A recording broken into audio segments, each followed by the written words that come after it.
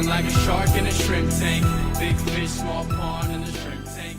Welcome back to another episode of the Shrimp Tank. We come to you virtually from Seattle and the entire Pacific Northwest. Listen, if you want to learn how to start, grow, or run a successful business, you, my friend, are in the right place. This is where we say street smarts and book smarts collide. Hello again, everyone. I'm Dan Weedin, and I'm joined by my co-host, Craig Swanson. In fact, it's a little bit of a swan song for Craig. We'll talk about that in just a minute. Our guest today is Jennifer O'Neill. She is the co-founder and CEO of Live Oak AV. With over a quarter century of experience and an MBA to boot, Jennifer's journey from industry pro to CEO and co-founder showcases her flair for bringing transformative stories and ideas to the stage. Jennifer is not just about amps and mics. She's a change maker, using events to echo community voices and drive social impact. She's also helping other entrepreneurs hit their stride as co-chair of Seattle's Entrepreneur Organization Accelerator Program, our proud sponsor for today. And she's not orchestrating unforgettable events or fueling business growth.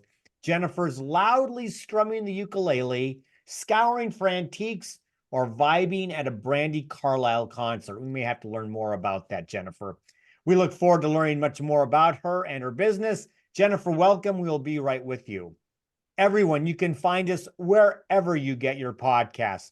We're on iHeartRadio, Apple Podcasts, Google Podcasts, Spotify, SoundCloud, Stitcher, Overcast, and of course, YouTube. You can say we are ubiquitous. Now, before we bring on Jennifer to learn more about all of her business and everything that she does, I'm sad to say that this is Craig Swanson's swan song. Craig, I've been waiting to say that. You realize that I've been waiting to say that. I am sad this is your last episode as a co-host, and just wanted you to have a few minutes here. This is our banter. Have a few minutes here just to reflect and talk and leave us with a farewell. Well, Dan, so first of all, hopefully it's not the last time I'm on the Trip Tank. No, Hopefully I don't think I can that'll come be back the as a case. No. guest. No, I was thinking about this. So I started in January of 2022, I think. That's if I'm getting the correct. year right. And I think I had been a guest November or December, like just Correct. prior to that. And this has been huge for me. So I needed to start getting comfortable in front of the camera and the mic. I needed to start working on some of my own personal branding. I was taking over as the accelerator chair for EO. And I wish I brought a clip of me at the first time we got together versus now. I just feel like you were just such a natural in front of the camera. It's been so great to just kind of like do this on a regular basis and kind of get through and show up as more human on the screen. It's been just fantastic. And I'm heading into my next chapter. Jennifer's actually taking over for Accelerator for me. So that's part of this handoff because Accelerator's been who our sponsor is. Yes.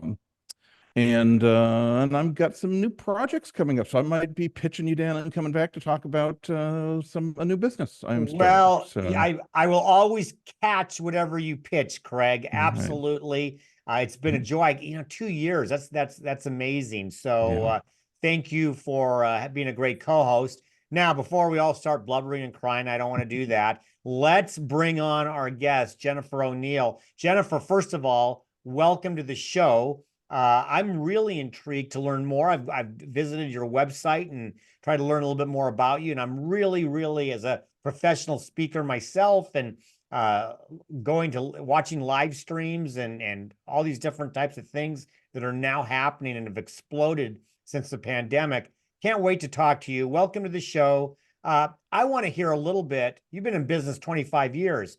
I want to know a little bit about the genesis story and where you are today. Yeah, thanks. Good to be with you, Dan and Craig. I appreciate the opportunity to be on the podcast today.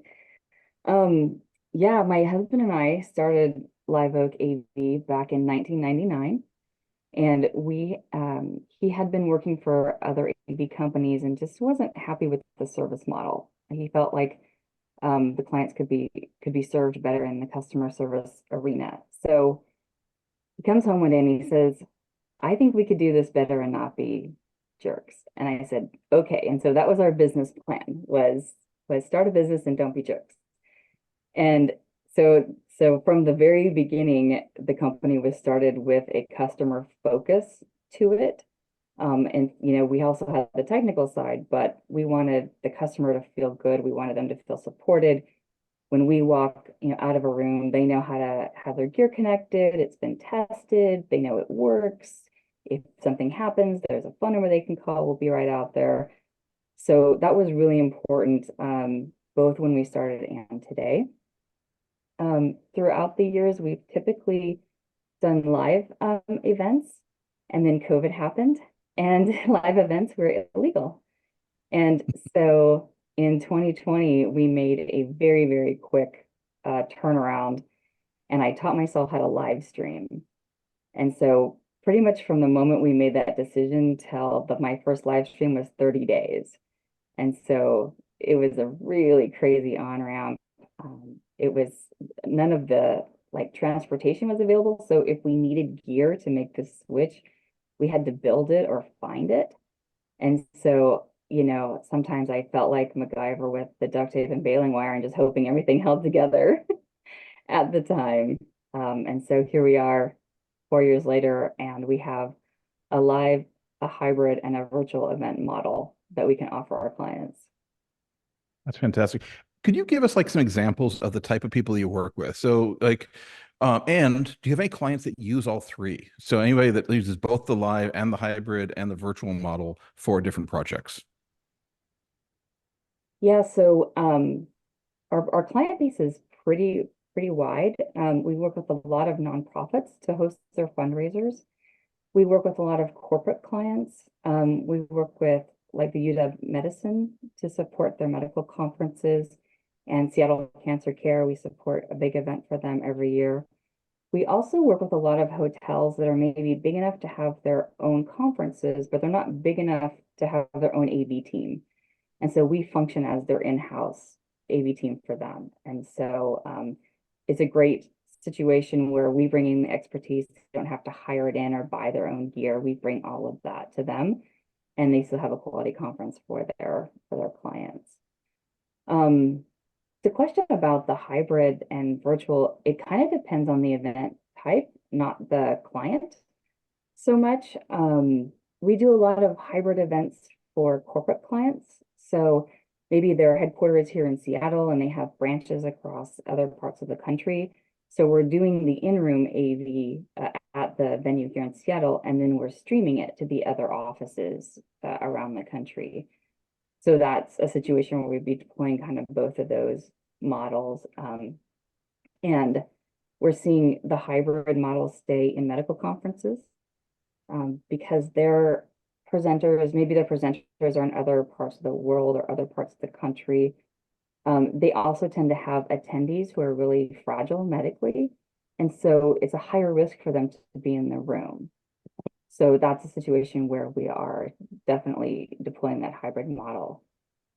Post-COVID, a lot of nonprofits have gone back to just in the room because that's how they generate the most money, and that works. That's a great model for them too. So with us, it really kind of depends on the focus of the event, not necessarily the client. Jennifer, first of all, I love the business model. Let's take care of the clients and not be jerks. I think that more businesses should incorporate that into their thinking. But it made me think a little bit when you said 1999, because I know that's 25 years ago. I can do the math, but I have to think that 1999 seems like a million years ago in the world of AV. It's what AV was in 1999 and what it is today is so unbelievably different. And of course, as you mentioned, COVID had something to do with that, the whole pandemic. My question for you is, okay, it's 2024. Let's just go 5 years. 2029 could be completely different and probably will be. How do you see this industry, this business that you're in, continuing to evolve based on what we see with technology? I see some evolution. I see what I would like to vision as a everybody having a really great foundation, because with COVID, it was such a tectonic shift in our event that everybody's kind of catching up in bits and pieces. So in 5 years, we have standardized ways to bring in live captioning to a room, which is a little different than just toggling on your live captioning in Zoom. When everybody's planning an event, they're thinking about the accessibility measures and how do we make sure that everybody is in the room who needs and wants to be in the room. I think as far as technology, what I would love to see and play with is I feel like there's got to be a way to connect VR to AV in the room and create dual experiences, so that you could have an experience in the room, and maybe if someone can't come, it's going to their VR set or the other way around. So I would, I don't think we're quite there yet, but I would love to see that kind of thing happen as an accessibility measure. Greg, I don't have a follow-up question, but I want to jump in on that. Because I have my own Meta, my VR thing that I play with. And as soon as you said that, I got really excited. I mean, talk about the gamification and bringing all of that in. I got to believe that somebody's thinking about that. That could be a whole game changer, though, couldn't it? Mhm. Yeah, and thinking about like maybe you want to go to the event, but it's a little bit sensory intense. And so if you could watch that on your VR set, then you can dial down the volume anytime you want to. Or you can have the captioning type of thing. So, I mean, they're doing such great therapeutic work with VR, like with dementia patients. I think that like using this as an inclusive device for events, like that's the next thing. Wow, that kind of really just blows my mind. And when Dan even brought up like what's the world going to be in 2029, wow, so much is changing. Um, a lot of I've got a question just like where things kind of fit in. Like, so I've got an event coming up that one of your team members is helping coordinate, and I think it's a month and a half away, and then she's just right on top of like asking questions ahead of time, like getting things all like organized. Our clients usually like I guess I was surprised at how much pre-planning went into these events. And so I just wanted to ask, like, how much of this is pre-planning and how much is it on the day? What is the magic of putting a good event together and where do you play in that? Yeah, some of that is related to COVID. When we had to change our service model to live stream events, there is so much pre-planning that happens. We actually changed our customer service model to adapt to that. And so old school would be like, okay, we're having an auction. There's going to be a video. The client hands you a USB drive when you get there, and you go. With live streaming or hybrid or even just needing to be prepared that it could be hybrid, like somebody, test positive, so you've got to bring in your keynote over Zoom. There's just so much planning that happened that we actually changed that. And so we have new positions. We have a person kind of dedicated to media management. We have a person dedicated to event management to make sure all of that is up and running and all that media is prepared and ready to deploy when we send our team out. So it does take quite a bit of planning, and that's a relatively new thing, in the last 4 years for us. It's not how events worked before COVID. Yeah, I So, remember like it used to just like show up on the day and figure it out. At least Like, that's here what my you go. experience was. So, it's interesting because as we talk a lot about COVID today, but that changed what you do so much. I remember attending live stream events and I felt like I was not a part of it because everybody was so far away. Whatever the camera was being used, it felt like I was just kind of floating way back and it was hard to see and the audio wasn't always good. I know things have changed. From what you do, from what your team does, how do you make sure that that person who is live streaming in feels like they are literally right there? Mhm. Um, yeah, a lot of us were learning this by the seat of our pants, so we all made some mistakes in the beginning about that. Um, we So just in general, if we're in a room, we're making sure that we're not taking the audio from the room. Like we are getting direct microphone feeds. We're sending those feeds directly into our live stream computer. Some of that also starts in the client coaching model. So letting them know, okay, only the audio that's in the microphone is going to be heard by the live stream. So let's talk through what needs to be heard. Do we need ambient noise? Let's coach your moderator that if there is an Q&A from the audience, the moderator repeats the question so that the live stream audience hears it, because those are just small things, but they'll start to feel like a gap or like you're not included. Deciding how you want the live stream audience to participate. Can they come on screen and ask a question? Do they want it in the chat? Is there any time delays we need to think about in the scripting? So if they say, hey, we want to see your the emoji of where you are, depending on the platform, that's going to have a different delay coming back to the moderator. So making sure that there's some scripting. It's like, hey, we're seeing people come in now from Sacramento and everything. So really thinking about the scripting and the platform and what sort of challenges we need to account for in the beginning. And so as many of those little things that we can address early in the event, the more the virtual audience is going to feel included.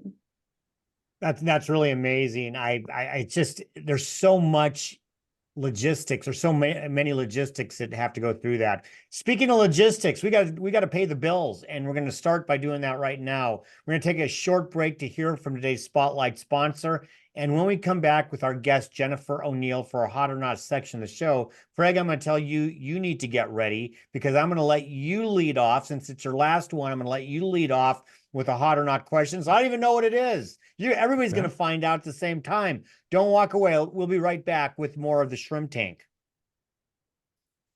EO Accelerator is a coaching program for Seattle area business owners who want to grow their existing small businesses beyond $1 million in annual revenue. As a small business owner, you face new challenges every day, whether it's deciding how you're going to fill a rush of new orders, puzzling out where to find new customers, or sweating about making payroll. You ever find yourself wishing you had an instruction manual for your business? At EO Accelerator, our mission is to empower entrepreneurs with the tools, accountability, and community to aggressively grow and master their business. This is more than theory. This is entrepreneurs helping entrepreneurs, with top Seattle business leaders who have been where you are, volunteering as coaches and mentors in the Accelerator program.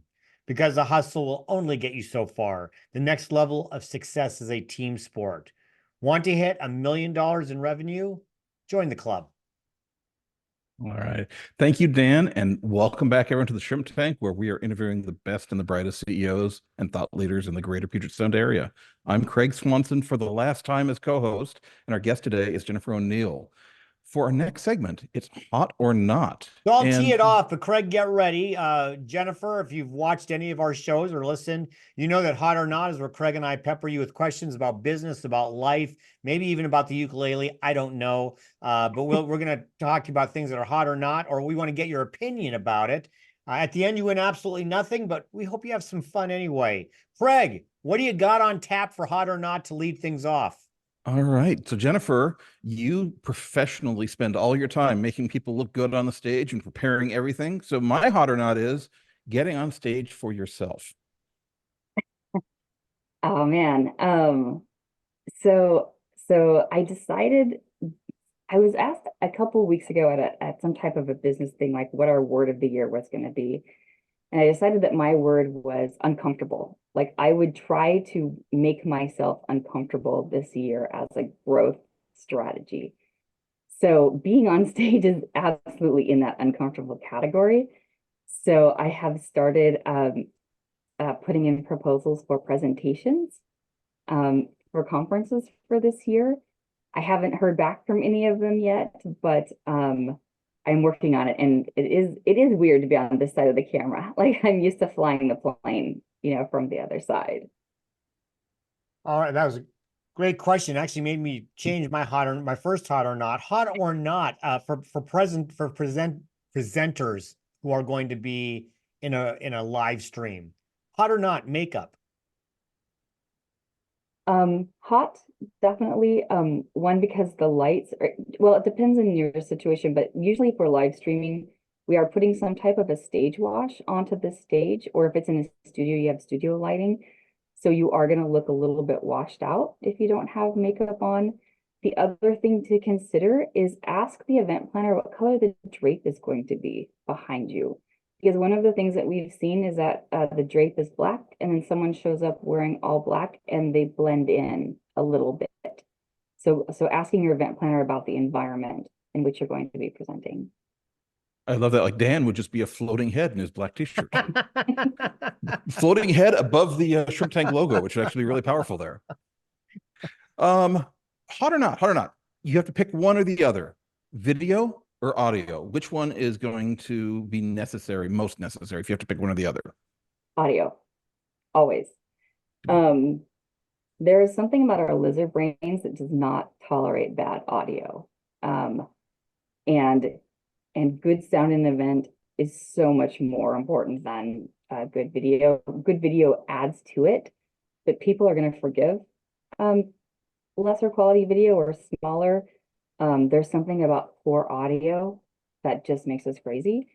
And if you're talking about a fundraiser, if you don't have enough speakers or good audio in the room, you're going to leave money on the table because people didn't hear the ask. They didn't hear when to put their bid card up. And so it becomes a function of the event as well. Hot or not, AI, artificial intelligence in your industry. Hot, AI, but with a grown-up like watching over it.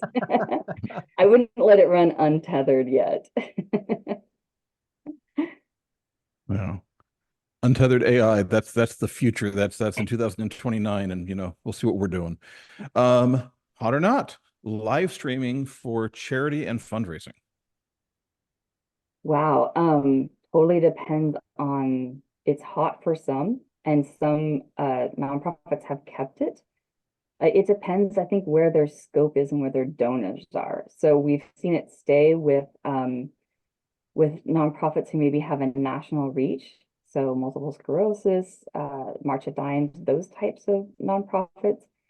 Nonprofits that are more local, they tend to have more fundraising impact by having in-person events. So talk a little bit about your blend of business. I mean, we know you have a heart for nonprofits. Craig just asked that, and I know that this really works well for them. And you talked a little bit about the corporate. Where do you see most of your clients coming from? What tends to be driving your business from what you're being asked to do? Yeah, it's really changed since COVID. So pre-COVID, probably 60% of our business came from hotels. And the other was a mix of private events and nonprofits. But post-COVID, it's really pretty even across the board. And what I think happened is that clients who would typically go to the hotel and book through the hotel are now booking us directly. And so it's a little bit of a different sales process than it was before. But we're now about 30% hotels, 30% nonprofits, 30 corporate, and then just a mix of, we do a lot of like weddings and memorials and stuff too. So there's some private events in there. I didn't even, I told Craig I had a follow up, and then you said that, and I got like 3 follow-ups, but weddings and memorial. I mean, that certainly makes sense. My question, I guess, kind of dovetails into all of them.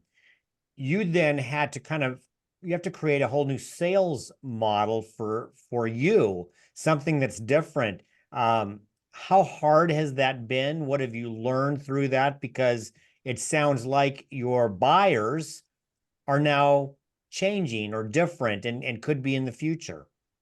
Yeah, it was kind of born of necessity out of COVID. So one of the things that happened is everybody assumed all AV companies were closed what I did was I brought on a marketing team, and I said, your job is to make us look busy, because if we don't look busy, nobody's going to hire us. And so that's with the the first shift in what we were doing. And then what we've tried, well, COVID and working with different clients really introduced us to a different market. We got to work with nonprofits we'd never worked with before, with companies we never worked with before.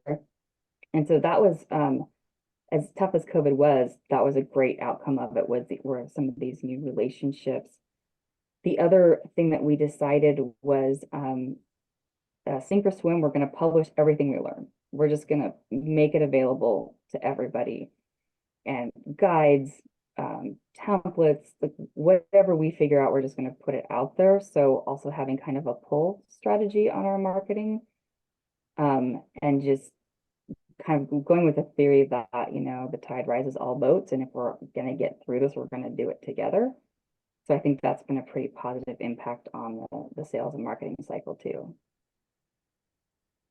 That's great.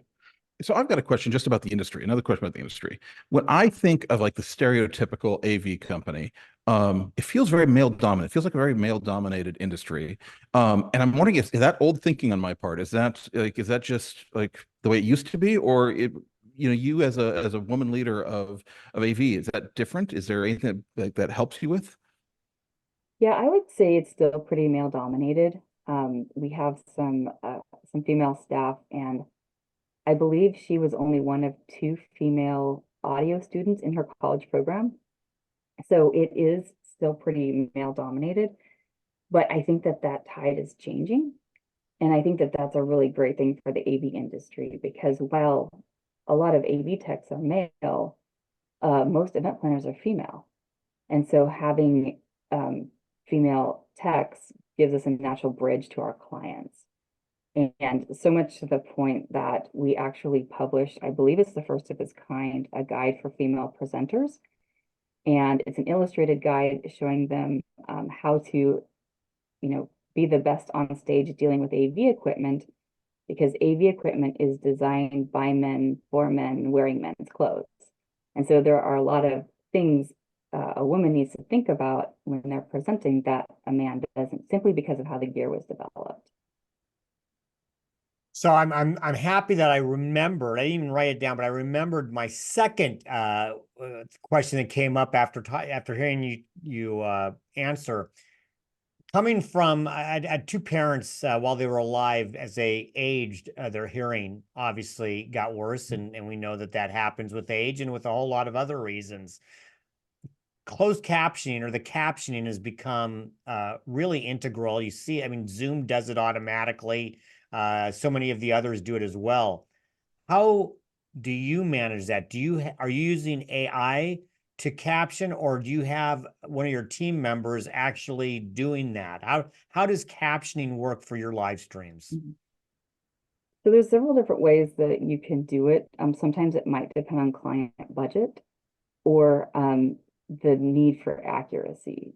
So for an example would be if we're working with a nonprofit and their base are people who are deaf or hard of hearing.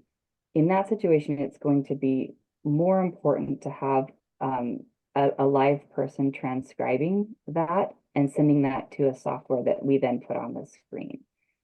So we're always looking at who the organization is, and what the importance of the equity is, and also the speed in which it comes back.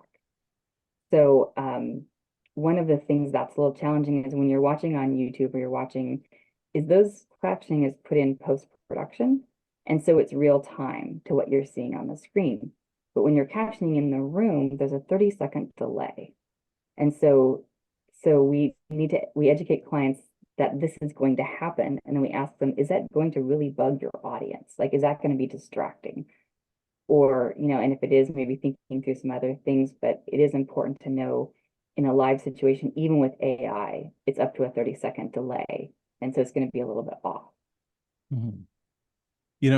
When Dan asked that, it actually made me think of like all sorts of different things, especially with live streaming all over the world. So like, how often do you have to provide something with an event that really helps with communication, either language translation or closed captioning, or I don't know if you will have like ASL interpreters How many event planners are taking that in consideration these days? Again, it really kind of depends on the group. Like we've had in the past 8 weeks, I think 3 organizations that we did trans or live captioning for. We just did a live stream. It was a hybrid event for a client, and they had an ASL interpreter on the stage. And so we had a camera on that interpreter, and then we had a little picture in picture, in the frames we were sending to the live stream.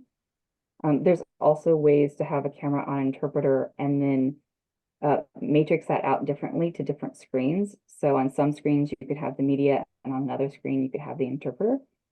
So again, depending on the focus of the event and how equitable they need those images to be, there's different ways to do that. So I know we're up against the break, but you know what? I'm the boss. We're going to be late to break. I have another question that I don't have a way to fit into the plead the fifth. So here we go. I got one more question for you. You talked about weddings and funerals and personal ceremonies like that. I attended a funeral this past month that I know was live streamed. I attended, so I didn't have to live stream it. But when you said that, it dawned on me, obviously there's people all over the country who may have attended that funeral, people who all of a sudden got sick and couldn't attend and didn't feel like they missed out. I don't know if it's the case for the funeral I went to. I have no idea. But normally what I see is somebody who has been voluntold, you're going to live stream this on this phone, and we're going to do we'll capture it all, which is wonderful. It's great that can be done. But I just all of a sudden had this thought of how cool would that be for somebody like you and your team to say, first of all, are taken out. You don't have to volunteer anybody. They can enjoy whatever, they can take part. And we're not only going to do it better, everybody who's watching is now gets. So that's a long way of asking. Are you getting more and more of these requests? And I'm just certainly people can ask rates and things like that, but they obviously these are individuals who are usually doing it. I'm assuming that it's kind of like, is it like photographing a wedding or something from a investment standpoint? Yeah, it's so memorials specifically is the one category where live streaming has stayed, which kind of surprised me, but it also makes sense. The other big category is graduations. Oh, And in the graduations, it solved a problem nobody was looking at, because even pre-COVID, in big schools, you only got 2 tickets. And so, your grandma and your aunt and whoever couldn't attend anyways. So the live streaming kind of solved the question that nobody was asking. So we've seen it stay in that category. For memorials, I was a little surprised as well that it stayed, but it absolutely makes sense for that, because people can't come. Maybe they're uncomfortable at memorials. Maybe they would rather watch it from their home. It also creates a recording of it when you live stream, so someone who couldn't make it can see it later, as a way to involve them. I streamed a memorial for a friend of mine who passed away, and specifically because her mother had come up to visit her before and couldn't afford to come up again for the memorial. So I streamed it so her mom could watch, and that was pretty important.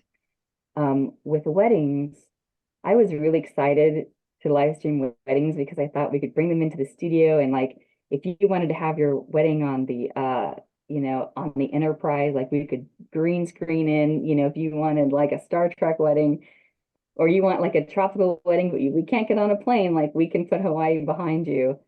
And it didn't really happen. And I was disappointed about that because I was really excited about this wedding thing. But I think it was so early in the thing in COVID, people were okay with someone just holding up an iPad and streaming it that way. Like we were ahead of where our clients really wanted to be at that point. well, that's really, I just think, like I said, it dawned on me that those types of events, ceremonies and graduations and funerals and celebrations of life, all of that, that's a new way for people to become involved. All right, now we're going to take our second short break to hear from our sponsors. Craig, we're going to do the same thing. I'm going to let you go first on this since it's your last one. When we come back with our guest Jennifer O'Neill for the Plead the Fifth section of the show, we're going to find out what Craig asks her. We'll do it all together at the same time. Don't walk away. We'll be right back with more of the Shrimp Tank. And Plead the Fifth is brought to you by our corporate sponsors, Ideal Life 360, Cornerstone Financial, First Underwriters Insurance, BC Fitness Studio, and Port Ludlow Resort. Please visit our website at shrimptankpodcast.com/Seattle to learn more about these terrific companies. Now back to the show. Oh, that's right. You know what? I was just so engaged with listening to Dan that I forgot I've got a script. Welcome back, folks. Let's plead the fifth. We're pleading Plead the fifth. fifth. Welcome back to the Shrimp Tank, where we're interviewing the best of the brightest CEOs and thought leaders of the greater Puget Sound area. I am your co-host, Craig Swanson, really just nailing this final one. And our guest today is Jennifer O'Neill. For our next segment, it is Plead the Fifth. And I thought, Craig, I thought you might have forgotten your name there for a second. I was a little bit concerned. I was ready to jump in and help you out. Plead the Fifth. We're going to turn up the heat a little bit here, Jennifer, and we're going to ask you some maybe some more fun type questions. You can plead the fifth. We've had people do it, but you can only plead the fifth once. So be wary of that. Craig, what do we got? All right. Well, see, I was so distracted because I was thinking I plead the fifth that I was getting ready to ask that question. I realized, oh, wait, I've got a job. So this was not originally on my list, but like I think you revealed a little bit of some nerdy background in there with like your example of like the enterprise wedding. So I want to ask you, you look back at your wedding, what do you wish you could have done? What would have been your dream gimmick wedding that you wished you could have done? So establishing the fact that none of us actually remember our own wedding because we were so traumatized. I would want to get married on the Muppet Show. Like that would be my favorite. When I was younger, my dream job was to write songs for the Muppets. So like if Kermit could officiate for me, that would be perfect. That might have been one of the coolest answers I've ever heard in 7 years of doing this is that a lifelong dream to write for the Muppets and to get married on the Muppet Show.